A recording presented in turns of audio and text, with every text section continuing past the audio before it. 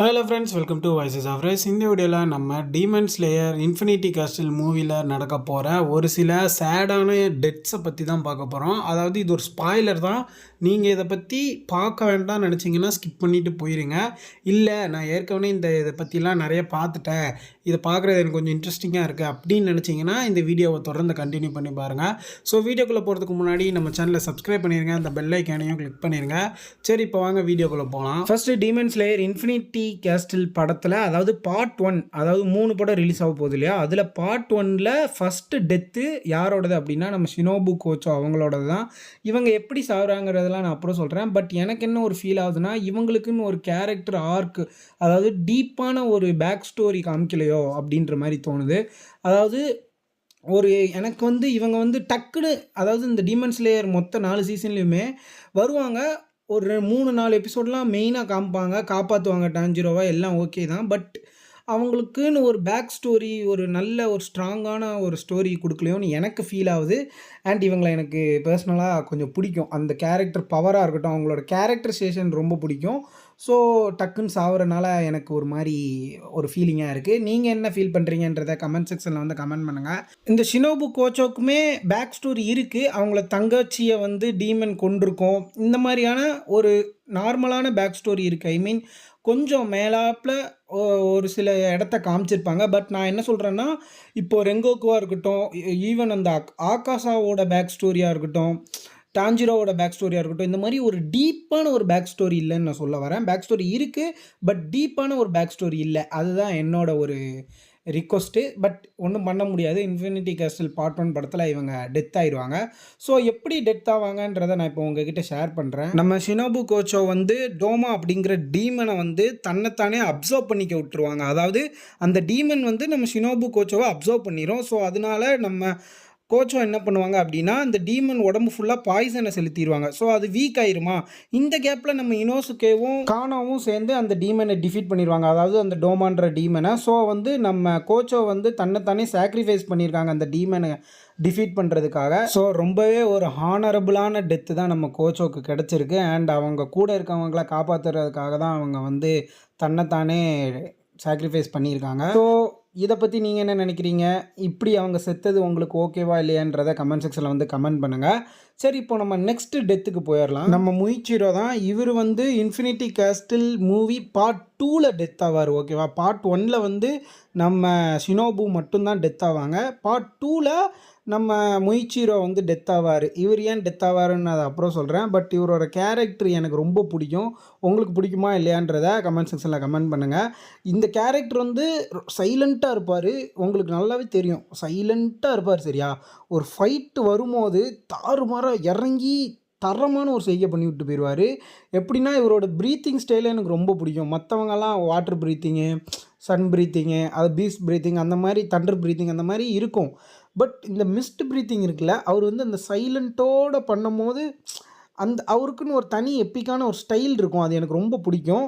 So இந்த character எனக்கு பர்சனலான ரொம்ப ஃபேவரட். ஐ மீன் டான்ஜிரோவோட எனக்கு இந்த கேரக்டர் ரொம்ப பிடிக்கும்.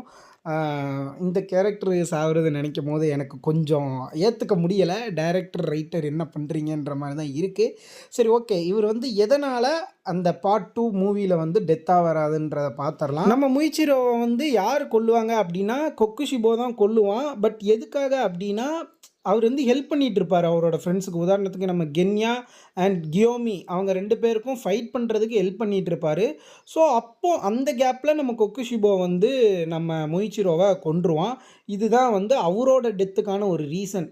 இது எப்படி இருக்குன்னா, எனக்கு தெரிஞ்சு இது கேட்கும் போது ஃப்ளாட்டாக இருக்குது. உங்களுக்கு ஒரு எமோஷன் கனெக்ட் ஆகாமல், சரி ஹெல்ப் பண்ணிகிட்டு இருந்தால் செத்துட்டான், இதே மாதிரி தானே நம்ம கோச்சோவும் செத்தா, அவனோட ஃப்ரெண்ட்ஸை டிஃபெண்ட் பண்ணுறதுக்கு தானே செத்து போனான், அதே மாதிரி தானே இருக்குது அப்படின்னு நினைக்கலாம்.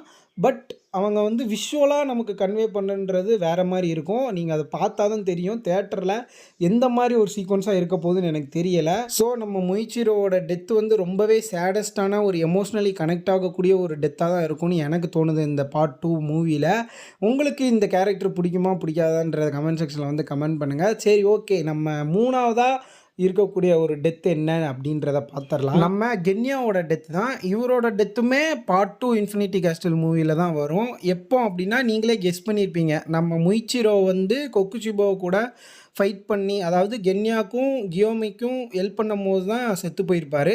ஸோ கென்யாவுமே நம்ம முய்ச்சிரோ டெத் ஆனதுக்கு அப்புறம் எப்படியும் கொக்குச்சிபோ இவங்கள விடமாட்டான். அவரை கொன்னுட்டான், இப்போ இவங்கள விடமாட்டான்.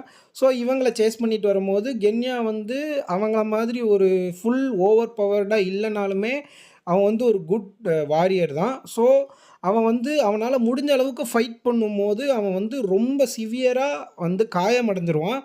அதனால நம்ம அவனால் தாக்கு பிடிக்க முடியாது. கியோமியும் வந்து அவனாலையும் ஹெல்ப் பண்ண முடியாது. ஸோ நம்ம கென்யா என்ன ஆவான்னா கொக்குஷிபோ கையாலேயே செத்துருவான். அதாவது ஆக மொத்தம் பார்ட் 2 படத்தில் வந்து நம்ம முய்ச்சிரோவும் கென்யாவும் ஒரே டீமன் கையால் செத்துருக்காங்க, அதாவது கொக்குஷிபோ கையால். ஸோ இது வந்து இது 2 பேர் சாவுமே ஒரே நேரத்தில் தான் நடக்கும். ஏன்னா அடுத்தடுத்து கொல்லுவான். கொக்குஷிபோ தான் 2 பேரையும் கொல்றாங்கும்போது ஃபஸ்ட்டு நம்ம முய்ச்சிரோவை கொன்னுட்டு அதுக்கடுத்து கென்யாவை கொன்றிருப்பான். ஸோ இது 2மே ஒரு சேடஸ்ட்டான டெத்து தான். எனக்கு கென்யாவை ஃபஸ்ட்டு பிடிக்காது. ஃபஸ்ட்டு அவனை இன்ட்ரடியூஸ் பண்ண எபிசோட்லாம் பிடிக்காது. பட் ஆனால் போக போக எனக்கு ரொம்ப பிடிக்கும் அவனை. அவன் அந்த கன்னை வச்சுட்டு மற்ற எல்லோரும் கத்தி வச்சு வெட்டிகிட்டு இருப்பாங்க. சாரி, கத்தி வச்சுட்டு சண்டை போட்டுட்டு இருப்பாங்க. இவன் ஒருத்த மட்டும் ஷார்ட் கன்னை தூக்கிட்டு வந்து டம்முன்னு சுடுவானா. அதுவே எனக்கு ஒரு மாதிரி என்னடா பண்ணுறீங்க அந்த மாதிரி இருக்கும். ரொம்ப நல்லாவே இருக்கும். ஸோ இவரோட டெத்துமே ஒரு மாதிரி அன்எக்ஸ்பெக்டடாக தான் இருக்குது. சரி, நம்ம இப்போ நம்மளோட 4th டெத்து யார் அப்படின்றத பார்த்துடலாம். நம்மளோட கியோமேவோட டெத்து தான். எனக்கு வந்து இதில் விருப்பமே கிடையாது. என்னடா பண்ணுறீங்கன்ற மாதிரி தான் இருக்குது. எனக்கு இருக்கிற அஷிராஸ்லேயே எனக்கு ஃபஸ்ட்டு பிடிச்ச அஷிரானா எனக்கு இவர் தான். ஏன்னா வந்து இவருக்கு கண்ணு தெரியாதுன்ற விஷயமே கொஞ்சம் லேட்டராக தான் நம்ம எல்லாருக்குமே தெரிஞ்சிருக்கோம். ஆனால் அவரோட அந்த ஸ்டோரி ஆர்க்காக இருக்கட்டும், அவரோட அந்த கேரக்டர் டிசைனாக இருக்கட்டும், அந்த ஃப்ளாஷ்பேக்லாம் ஒன்று காமிப்பாங்க, தாறுமாறாக இருக்கும். எனக்குலாம் என்னடா இது, என்னடா பண்ணுறீங்க அந்த மாதிரி இருக்கும். எனக்கு ரொம்ப பிடிச்ச ஒரு ஆஷிரா. ஸோ அவர் வந்து நீங்கள் அந்த சீசன் 4ஓட ஃபைனல் எபிசோட்லாம் பார்த்தீங்கன்னா முசானை பிடிச்சி தாறுமாறாக நொறுக்கிட்டு இருப்பார். எனக்கு ரொம்ப பிடிக்கும் பர்சனலாக இந்த கேரக்டர், இந்த ஆஷிராவை, நம்ம கியோமேவை. ஆனால் இவர் செத்துட்டார் அப்படின்னு நினைக்கும் தான் எனக்கு தெரிஞ்சு இருக்கிற பவர்ஃபுல்லான கேரக்டர் எல்லாரையுமே இன்ஃபினிட்டி கேஸ்டிலே கொண்டுட்டிங்கன்னா என்னடா பண்ணுறீங்க அப்படின்ற மாதிரி தான் இருக்குது. ஸோ சரி, ஓகே, இவர் எப்படி டெத் ஆவார் அப்படின்னா நம்ம மூசான் கிபுட்சுஜி தான் கொன்றுவான் இவரை. அதாவது நீங்கள் நினைக்கிற மாதிரி மூசான் வந்து டக்குன்னு கொண்டுட்டான் அந்த மாதிரிலாம் இருக்காது. தாறுமாறான ஒரு இன்டென்ஸான ஒரு ஃபைட் இருக்குது இன்ஃபினிட்டி கேஸ்டிலுக்குள்ளே நம்ம கியோமேக்கும் நம்ம மூசானுக்கும். அதில் வேறு வழியே இல்லாமல் கடைசி வரை தாக்கு பிடிச்சி டெத்தான ஒரு கேரக்டர் தான் நம்ம கியோமே. ஸோ இது வந்து ஒரு ஹானரபிளான டெத்து அப்படின்றத ஒரு வாரியர்ஸ் டெத் அப்படின்னு சொல்லலாம். தலை நிமிர்ந்து நட அப்படின்ற மாதிரி ஒரு கோட்ஸ் கொடுக்கலாம் இவரோட டெத்துக்கு. ஸோ எனக்கு இந்த கேரக்டர் டெத்தானது வந்து ஏற்றுக்க முடியல. பட் இருந்தாலும் கதைக்கு அது தேவைப்படுது அப்படிங்கும்போது வேறு ஒன்றும் பண்ண முடியாது. எனக்கு இந்த கேரக்டர் ரொம்ப பிடிக்கும். உங்களுக்கு பிடிக்குமா இல்லையா அப்படின்றத கமெண்ட் செக்ஷனில் வந்து கமெண்ட் பண்ணுங்கள். சரி, ஓகே, நம்ம இப்போது 5th டெத்தை பார்த்துடலாம்.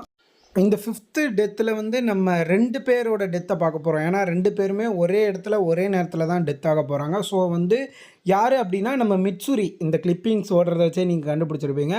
நம்ம மிட்சூரியை வந்து மூசானோட பிளட் மேனிப்புலேஷன் அப்படின்ற அந்த பவர் நீங்கள் பார்த்துருப்பீங்க டீமன் ஸ்லேயர் சீசன் 4 அந்த இதிலலாம்.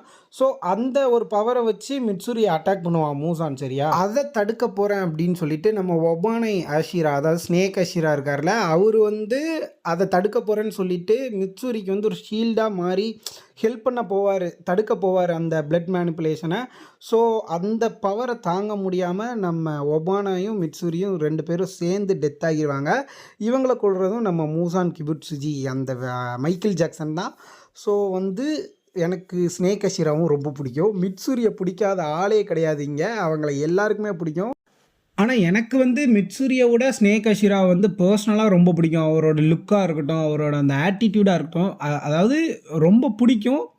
பட் எனக்கு என்ன ஒரு சோகனா, இருக்கிற எல்லா அஷிராவையுமே, பவர்ஃபுல்லான அஷிராவையுமே நீங்கள் இன்ஃபினிட்டி கேஸ்ட்லேயே கொண்டுட்டிங்கன்னா இப்போ யார் தாண்டா மூசானை வந்து கொஞ்சம் பேக்கப் பண்ணி டான்ஜிரோ தான் கொல்லுவான், எனக்கு தெரிஞ்சு அவன் தான் கொல்லுன்னு ஆகணும், ஏன்னா அவன் தானே ஹீரோ. பட் நான் என்ன சொல்கிறேன்னா, டான்ஜிரோவையும் தாண்டி அவனுக்கு ஒரு சப்போர்ட்டிவாக இருக்கணும்ல, ஒரு 1-2 பவர்ஃபுல்லான ஆஷிராஸ். எல்லா பவர்ஃபுல்லான ஆஷிராஸையுமே நீங்கள் கொண்டுட்டிங்கன்னா இப்போ யார் தாண்டா இருப்பா அப்படின்ற மாதிரி இருக்குது. ஸோ சரி, ஓகே ஃப்ரெண்ட்ஸ், இதோட இந்த வீடியோவை நான் முடிச்சுக்கிறேன். இந்த 5 டெத்தில் உங்களுக்கு எது ரொம்ப அன்எக்ஸ்பெக்டடாக இருந்துச்சு அப்படின்றத கமெண்ட் செக்ஷனில் வந்து கமெண்ட் பண்ணுங்கள். இல்லை இவங்களுக்கு பதிலாக இந்த மாதிரி இந்த அஷிராஸ் செத்துருக்கலாம், இல்லை இவங்க செத்துருக்கலாம் அப்படின்ட்டு உங்களுக்கு ஒரு ஐடியா இருக்கும்ல, அதுவும் கமெண்ட் செக்ஷனில் வந்து கமெண்ட் பண்ணிட்டு போங்க. சரி, ஓகே ஃப்ரெண்ட்ஸ், இந்த வீடியோ பிடிச்சிருந்தா லைக் பண்ணுங்கள், மறக்காமல் நம்ம சேனலை சப்ஸ்கிரைப் பண்ணிடுங்க, அந்த பெல் ஐக்கனையும் கிளிக் பண்ணிடுங்க. இதோட நல்ல வீடியோவில் உங்களை வந்து சந்திக்கிறேன். Until the next video, goodbye.